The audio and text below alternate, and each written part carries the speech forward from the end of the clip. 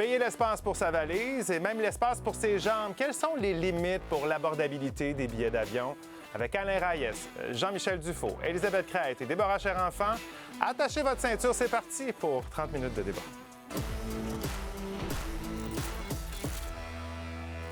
Ça va peut-être en surprendre quelques-uns, mais le prix des billets d'avion, les prix n'ont vraiment pas augmenté au cours des dernières années.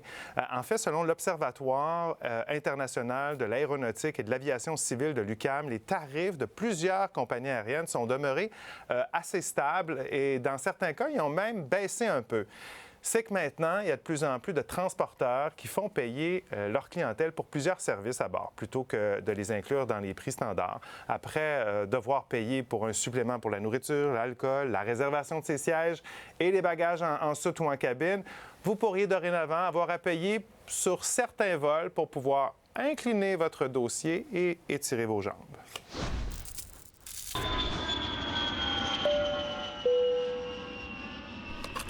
Elle semble lointaine l'époque où voyager dans les airs était synonyme d'être traité aux petits oignons. Je vous offrirai votre boisson favorite, des repas de tradition française, des vins parmi les meilleurs bien sûr, et des produits hors taxe. Au cours des 30 dernières années, l'arrivée des compagnies aériennes à bas prix a modifié l'expérience de prendre l'avion. On va essayer de faire en sorte que le coût d'opération sur chaque vol diminue au maximum. Comment on fait ça? On remplit l'avion au maximum et on essaie de réduire le service au maximum et on va aller chercher tous les services en extra. L'automne dernier, WestJet annonçait une reconfiguration de la classe économique de ses Boeing 737. La réduction de l'espacement pour les jambes jusqu'à aussi peu que 71 cm de certains sièges devenus non inclinables permet aux transporteurs l'ajout de place sur ces vols. Dad, can you just straighten out your legs there? Impossible. Just straighten out your legs. Straighten up my knees to the front. Mom, how about you? Yeah, well, I'm going to be sharing my leg space with him. Cette nouvelle configuration a rapidement été dénoncée par de nombreux passagers et le syndicat du personnel de cabine qui ont remis en doute la sécurité à bord. Le déplacement des passagers en situation d'urgence va être très difficile pour évacuer l'avion parce qu'en principe, on dit la norme, c'est qu'on puisse évacuer un avion en 90 secondes. Devant l'indignation, la direction de WestJet a mis sur pause la transformation de sa flotte. La compagnie aérienne a toutefois expliqué vouloir essayer de nouveaux produits pour être capable d'offrir des tarifs abordables à ses clients. L'aviation se démocratise. Il y aura toujours un marché des gens qui veulent juste un service minimal. Je m'en vais de point A au point B. Je m'en fous de ne pas avoir une coupe de champagne. Notre question ce soir, est-ce que vous êtes pour ou contre moins de confort et de service pour des billets d'avion plus abordables? C'est la question de ce soir. Notre premier tour de table, en fait, Alain commence. Si la sécurité est garantie puis quand on achète notre billet, on est au courant, tout à fait d'accord que les compagnies prennent tous les moyens pour baisser. Quand on a de l'argent, c'est pas un problème de voyager, mais il y a des gens là que le coût est extrêmement important. Je pense que laisser les compagnies... Priorité coût. Oui, tout à fait. Jean-Michel, grand voyageur, qu'est-ce que tu en penses? Je suis pour. Ça permet d'avoir des vols moins chers. Ça permet à plus de gens de voyager. Pourquoi pas? Déborah? Moi, je suis contre. Je pense que c'est une fausse bonne idée. Je pense pas que ce soit une véritable économie. Et je pense que le confort n'est pas un luxe, n'est pas un privilège. C'est vraiment une base. Et Alain parlait de sécurité. Je pense que si on touche à cet aspect-là, de permettre aux gens de payer moins pour avoir moins de services, on va toucher à la sécurité. C'est cette porte-là que je ne veux pas ouvrir. Je suis contre également parce que je n'ai aucune confiance en l'industrie pour garder juste un certain nombre de sièges qui ne seraient pas confortables par rapport aux autres. Je pense que si on s'en va dans cette voie-là, bien, regardez bien ça, dans 15-20 ans, on va être debout dans les avions comme dans le métro. On va se tenir après une barre. Tu sais qu'il y en a qui en rêvent. Il y a des entreprises qui rêvent de Oui, vendre ces absolument. bancs-là. Ça, oui, C'est ça le problème. Mais moi, je pense que ça pourrait être une idée qui serait très intéressante. Oh, OK, attends un petit peu. Va pas trop vite là-dessus. Clan du pour d'un côté, clan du contre de l'autre. Notre question est sur Nouveau.info depuis 17 ans. On va aller voir ce que ça donne. Et les gars, OK. Alors, 15 des internautes sont pour moins de confort et de services pour des billets d'avion plus abordables, alors que 85 des internautes sont contre. Aïe, aïe, aïe. Mais là, OK. les gens comprennent, il faut qu'ils écoutent les arguments. Hein? Oui. C'est là que je vais leur expliquer. Donc, à ce moment-ci, on repart le les décompte. téléspectateurs. On repart le décompte. Écoutez un petit peu ce qu'Alain a à dire et Jean-Michel. Juste un petit peu. Pas trop. Écoutez, c'est tout. Quand vous êtes prêts, vous balayez le code QR, vous répondez à la question, vous nous dites quel débatteur dans les quatre a les meilleurs arguments et commentez également par courriel sur X ou sur Blue Sky. Et vous servez-vous de vos interrupteurs, on ne vous charge pas pour vous en servir. Tiens, vous pouvez faire ça gratuitement. Une fois, par exemple. On limite ça. On limite ça à une fois. Allons-y un peu, Alain. Je veux entendre d'abord, on va y aller avec WestJet, là, parce que c'est ça qui a fait pas mal jaser dernièrement. Comment t'expliques que l'affaire WestJet ait fait tant de bruit ici au Canada? Bien, moi, je pense que WestJet a mal géré la situation. Là. Ils sont les premiers dans les compagnies là, que les gens utilisent, là, qui ne sont pas des low-cost, moins chers à rabais. Puis les clients qui sont arrivés là n'étaient pas au courant de la situation.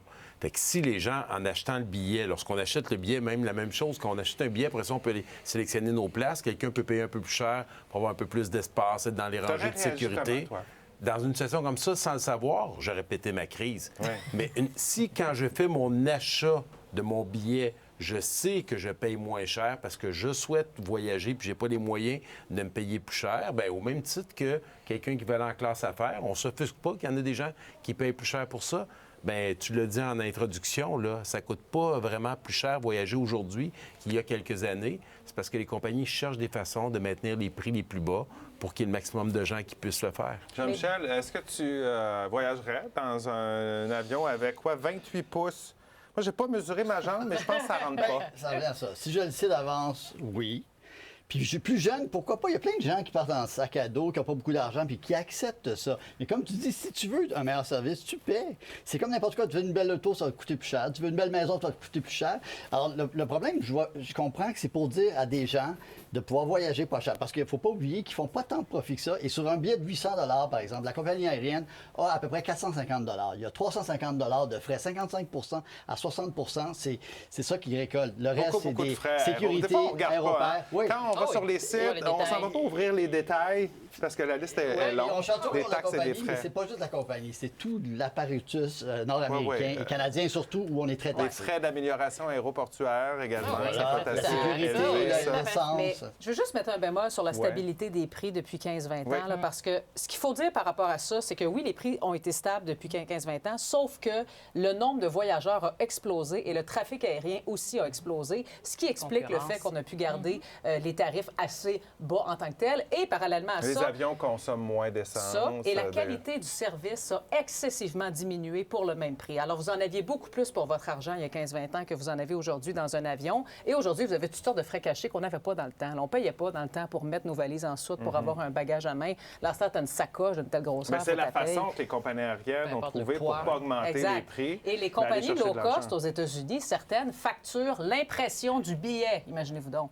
Ils ont un frais pour imprimer ta carte d'embarquement. C'est là pour te convaincre de télécharger l'application puis de garder ça dans ton cellulaire. Exactement. C'est quand ça fonctionne bien. Moi, c'est beaucoup plus ça, mon enjeu. Et quand on avait parlé de l'exemple WestJet, c'est ouvrir la porte pour faire en sorte qu'on puisse nous serrer un petit peu plus et faire en sorte qu'on soit coincé. Parce qu'on a vu les compagnies aériennes, et encore une fois, sans commentaire par rapport au prix. Ça peut nous coincer physiquement ou coincer physiquement et financièrement. Merci pour la précision, Michel, parce qu'effectivement, c'est nous coincer physiquement et financièrement, parce qu'on le voit quand on achète un billet maintenant. Avant, quand on le payait, on ne voit pas toutes les options. Donc, si vous prenez tel billet, vous n'avez pas le droit de le modifier. Si vous prenez tel billet, vous n'avez pas le droit de sélectionner un siège. Vous n'avez pas de bagage en dessous. Donc là, maintenant, ça sera quoi comme option? Effectivement, l'espace, la ceinture de sécurité, est-ce qu'on embarque avant? L'oxygène, est-ce qu'on a le droit d'amener nos vêtements? Bref. L'utilisation de la toilette.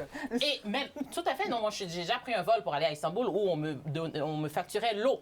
On est rendu là. Non, mais c'est pourquoi pour te servir un verre d'eau. Pour me servir un verre d'eau qui n'était pas de l'eau pétillante. Et tout, on parle de l'eau plate, probablement l'eau qui provenait des toilettes. Mais moi, je pense qu'ouvrir la porte à ces éléments-là, surtout quand ce n'est pas un argument économique, et par rapport à ce que Jean-Michel disait, dans le sens où par rapport au prix, les profits, les compagnies aériennes qui ne font pas vraiment de profit, j'aimerais juste qu'on regarde le salaire des PDG de plusieurs compagnies aériennes, et ça pourrait faire rougir plusieurs personnes. Peut-être pas moi, mais ça pourrait faire rougir plusieurs personnes quand on le regarde. Donc, l'argument économique, je ne suis pas certaine que ça tienne la route. Aux États-Unis, ça fonctionne. En Europe, ça fonctionne. Qu'est-ce qui fonctionne, Alain? Les vols, et là, tu me corrigeras, les low cost, pour les gens qui veulent faire des distances moins longues, qui veulent avoir le billet le moins cher, les jeunes, la première chose qu'ils regardent lorsqu'ils achètent un billet, beaucoup de familles qui n'ont pas des gros revenus, qui aimeraient se payer un voyage, laisse-moi juste finir, Déborah, qui aimeraient se payer un voyage, ces gens-là veulent avoir ce choix-là.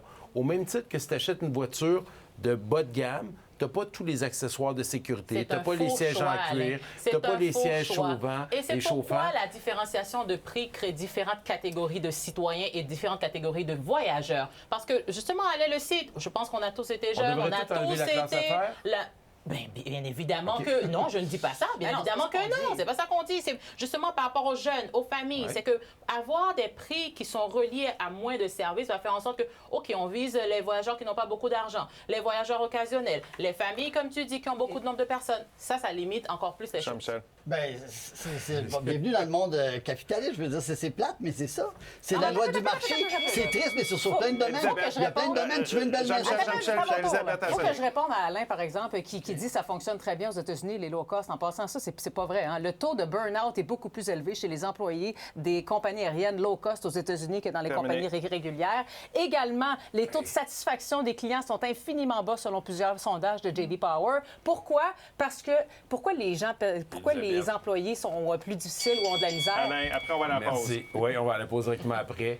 Je veux avoir le choix comme citoyen. Moi, quand j'ai vu WestJet, j'ai fait le choix de ne plus embarquer avec eux. J'ai décidé d'aller à un voyage, de payer un peu plus cher pour être avec Air Canada ou avec une autre compagnie. On n'enlève pas le service ailleurs. Le libre marché va se mettre en place. Alain, les gens vont clients pouvoir qui ont leur coche choisir. sont impatients, sont pas gentils avec les hôtesses. C'est pas vrai que ça fonctionne. La pause, je coupe dans le service. On s'en va à la pause. Je rappelle notre question. Ça, Coupe dans ton antenne, Michel, c'est bon.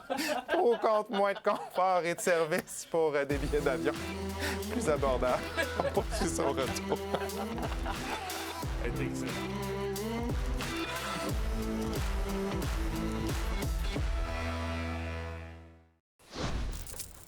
On est de retour au débatteur. Est-ce que vous êtes pour ou contre moins de confort et de service dans les avions pour avoir des billets plus abordables? C'est la question du débat de ce soir. Allez répondre, commenter également. On veut vous lire en fin d'émission.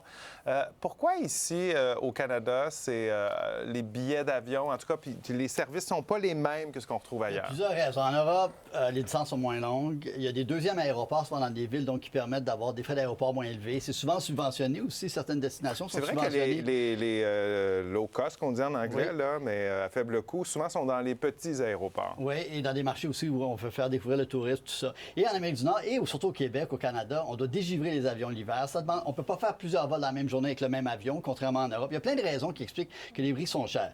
Mais justement, cette offre de dire on vous offre moins de place, mais vous pourrez voyager, je trouve qu'il faut revenir à la base. Ça permet à plus de gens d'avoir des différents tarifs, différentes classes, de voyager. Puis c'est ça, il faut revenir à la base. Et comme je dis, moi, quand j'avais 19 ans, de dire tu n'as pas de place, puis tu pars en Europe avec ton sac à dos avec 25$ par jour, puis ton let's go, je l'aurais fait, puis ça m'aurait pas dérangé. J'aimerais ça pour la question, c'est comme un expert. Si, mettons, que je veux pas avoir cette place-là, puis que c'est clair, il n'y a rien qui m'empêche d'aller dans un siège Absolument. comme le Toujours, reste. Oui, c'est juste là, à partir Mais de c'est attends, clair. un peu précision, ça dépend avec qui tu voles. Oui. Si tu voles avec certaines compagnies à rabais, C'est je veux tout dire, à rabais. tout l'avion, Oui, non, mais tout Mais l'avion, je le attends, sais. tout l'avion Oui, mais on est le sait. serré là, Mais comme je ça. le Mais sais oui, quand je je sais. réserve, tout Oui. simplement. Sinon, Puis je la paye plupart pas des une marchés compagnie. ont des offres de compagnies traditionnelles et de compagnies charter, si on Mais c'est veut. parce La qu'il y a un plupart des minimum destinations. à offrir. Si on Exact. regarde les compagnies low cost, par exemple, aux États-Unis et même en Europe, c'est une réalité aussi, beaucoup plus d'annulations de vol, beaucoup plus de retard. Là, on n'est pas capable d'offrir le minimum de services. Plus pas parce que tu payes moins cher que tu as droit à t'as pas zéro droit. service. Tu as toujours droit à un minimum quand même. Et ça fait en sorte que les passagers sont souvent plus frustrés. Comme je le disais avant la pause, pètent des coches après les employés. Les employés se font engueuler comme jamais on voit ça ailleurs dans les compagnies plus régulières. Oui, mais le minimum, c'est le miracle de t'amener du point A au point B, de faire 1000 km dans les airs Ah oui, pour en 24 bas de heures 1000 après que piastres. ça soit Un peu, prévu. c'est Je Jean-Philippe- sais, Jean-Michel. mais pour Continue. moi, ça, c'est un argument quand même, c'est quand même extraordinaire. Et puis, on peut penser que c'est très cher, mais quand on y pense Terminé. vraiment, là, de ce miracle-là, c'est cher, mais c'est pas si cher que ça qu'on considère tout ce qu'on fait comme le distance. confort, les Ah, mais- services, c'est de luxe. Le transport aérien, ça doit être comme le transport en autobus? Mais non, pas du tout. C'est là où, justement, c'est d'ailleurs le point principal pour lequel, la raison pour laquelle je ne suis pas d'accord, pardon, c'est que le confort n'est pas un luxe, en fait. Et comme Elisabeth disait, il y a comme un minimum requis ou un minimum garanti qu'on doit donner aux gens en termes de service. Et quand Jean-Michel parle de miracle, je veux bien. Effectivement, moi, chaque fois que je m'en sors dans un avion, je constate ce miracle-là. Mais le miracle n'est pas nouveau. Ça fait plusieurs années que des avions volent, qu'on prend des billets d'avion et que de plus on avance dans la technologie, dans le nombre de compagnies aériennes, dans le nombre de destinations, et là, on augmente les prix et on coupe dans les services. Et c'est cet exercice contre-productif que je n'arrive pas à comprendre. Et en plus, comme je le disais tout à l'heure, la création de différentes catégories de voyageurs, et j'ai même envie de dire une discrimination envers certains voyageurs. Quand on crée moins d'espace, donc les personnes qui sont en surpoids ou qui sont en train de... exactement, en mobilité réduite, ils vont faire quoi? Donc là, on leur enlève ce miracle-là, ce bénéfice de profiter du voyage. Alors, parce que tout à fait. Et chaque fois que vous faites des exemples, messieurs, dans vos arguments, vous dites, quand j'étais jeune, j'aurais aimé ça. J'ai pas envie de dire ça fait combien d'années vous étiez jeune, mais à l'époque, oui, c'était une bonne chose. Pas du tout, non, mais dans le sens où, à l'époque, on aurait tous fait ça jeune. Mais on est plus jeunes, et les jeunes actuellement, peut-être que oui, ça leur plaît, mais il n'y a pas que les jeunes qui voyagent. On va jouer à ça. C'est ça la chose. Rappelez-vous, Il n'y a pas que les jeunes dans qui les voyagent. avions, il y avait des ustensiles en métal. Tout à fait. Une autre époque. Là, il y en a encore. En business, il y en a encore. Je regarde ma fille qui vient de partir avec son chum en Colombie, là, tout récemment, là, il y a une semaine. Tout ce qu'il cherchait, c'était le billet le moins cher.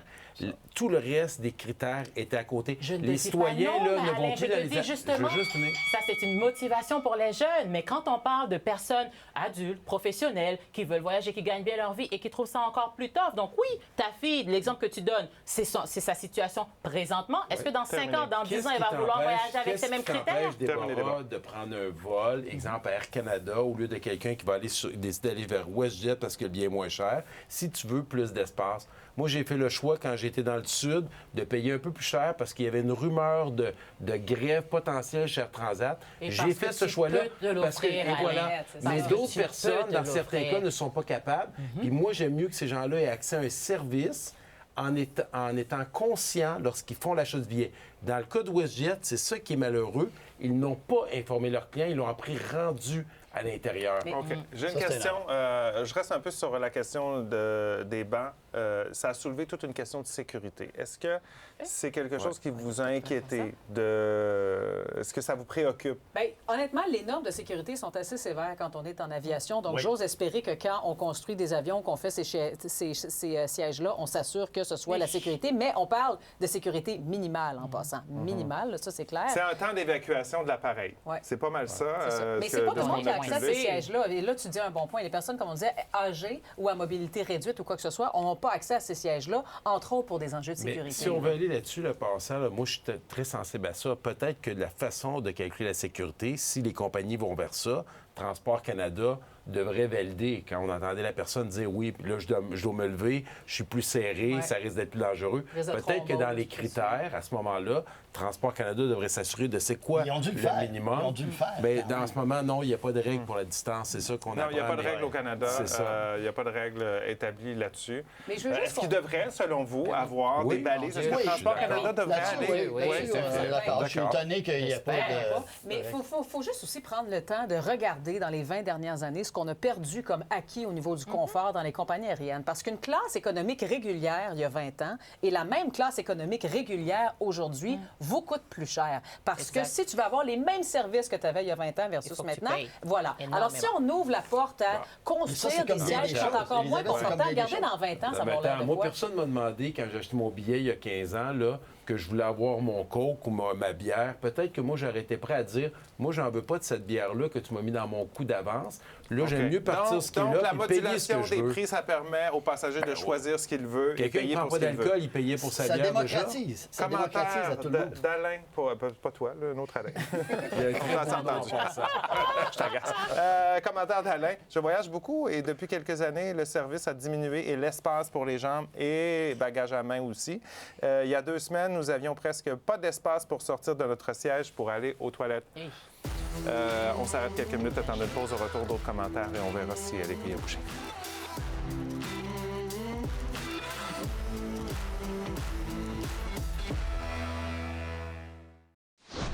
Oh, on est de retour au débatteur.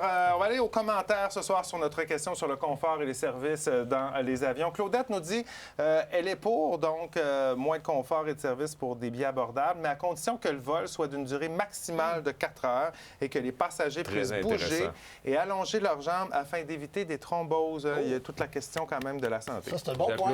Ça va être 10 piastres pour vous lever dans l'avion. Bientôt. Adriana nous dit compte, j'ai déjà les genoux qui poussent dans le banc devant moi. Je comprends, Adriana. Est-ce que je vais devoir me plier en deux? Il y a des avions que c'est vrai. Moi, j'ai fait des vols là, comme ça. Heureusement, c'était des 3 heures à peu près. Et il y a Louise qui nous dit contre, on est déjà en classe sardine si on ne paie pas un supplément. Alors, pas question de réduire le confort. C'est déjà assez étroit. Cette idée-là de peut-être limiter en fonction des vols, ça peut être une bonne piste, ça? Nombre d'heures. Oui, pour des vols qui sont très courts, là, tu sais, t'es 45 minutes, 1 heure, comme on voit en Europe, là, tu peux bien pas être confortable pendant 1 heure de temps, ça c'est correct. Jusqu'où on peut aller, mais juste messieurs? préciser, ça n'existe pas des vols comme ça ici au Canada. C'est pas la réalité de l'Amérique du Nord. Jusqu'où on peut aller dans la diminution des services? Vous savez qu'il y a une compagnie, si je ne me trompe pas, c'est Ryanair, qui a demandé à ce que Boeing fasse des toilettes payantes. Ça n'a pas passé au vote. Mais il y avait cette volonté-là. Non, c'est vrai, ça. Et il y a une autre compagnie, il y a une compagnie qui a développé des sièges debout, puis ça n'a pas été homologué. Mais il existe, ces sièges-là. Jusqu'où on peut aller? Les limites. Moi, sincèrement, je l'ai dit au début, là, tu sais, des fois, on est dans une salle d'attente ou au restaurant, on attend pour être servi, puis il y a comme un genre de petit coussin, là, puis juste qu'on soit comme à côté, assis, qui est là. Moi, c'est un vol d'une demi-heure, 1 heure. Ça fait en sorte que mon billet me coûte 100 $ de moins, puis que j'ai un système où je suis sécurisé, un peu comme dans un manège, j'imagine ça. Là. Je ne suis pas un expert, un ingénieur pour tout ça. Puis qui pourrait avoir plus de monde de façon sécuritaire avec les sorties d'urgence et tout ça. Mais quand est-ce que moi, je me dis, je veux juste dire que moi, je suis pas fermé à l'idée. Puis la question d'Alain tantôt, admettons qu'on dit, parfait, je suis serré, mais mettons que je te dis, je te donne 2 cm de plus, ça coûte 100 $, tu fais quoi? Il reste 15 secondes. Je dirais, Ryanair puis EasyJet, c'est des success stories, ça marche. Puis à l'avance, tu peux payer des billets 20 €, 40 € pour aller entre 2 villes européennes. Si on avait ça ici, ça marcherait. Les vols sont pleins. Ce sont des compagnies qui marchent bien. Donc, la réponse est là. Mais tu payes pas cher. Mais tu payes pas cher. Non, mais là, apporte ton Allez, pas. toilette. OK, alors... Bouteille d'eau. Alors, voir. OK, regardez, là, ça, c'était au début. C'était 15 pour le pour, 85 pour le contre. On termine ça comment? Comme ça. On n'a vraiment pas été bon ce soir. Non, ça a été dur. C'est dur. 13 Vous avez essayé. C'est rare, ça ne monte pas quand c'est pas de même. Hey, Déborah, choix du public ce soir. Merci. Bravo, Déborah. On s'incline. Hey, je pensais que vous auriez été chercher quelques pourcentages. Honnêtement, nous aussi, on le pensait vraiment. Hey, merci d'avoir été avec nous. Bon week-end. On se retrouve lundi. Bye-bye.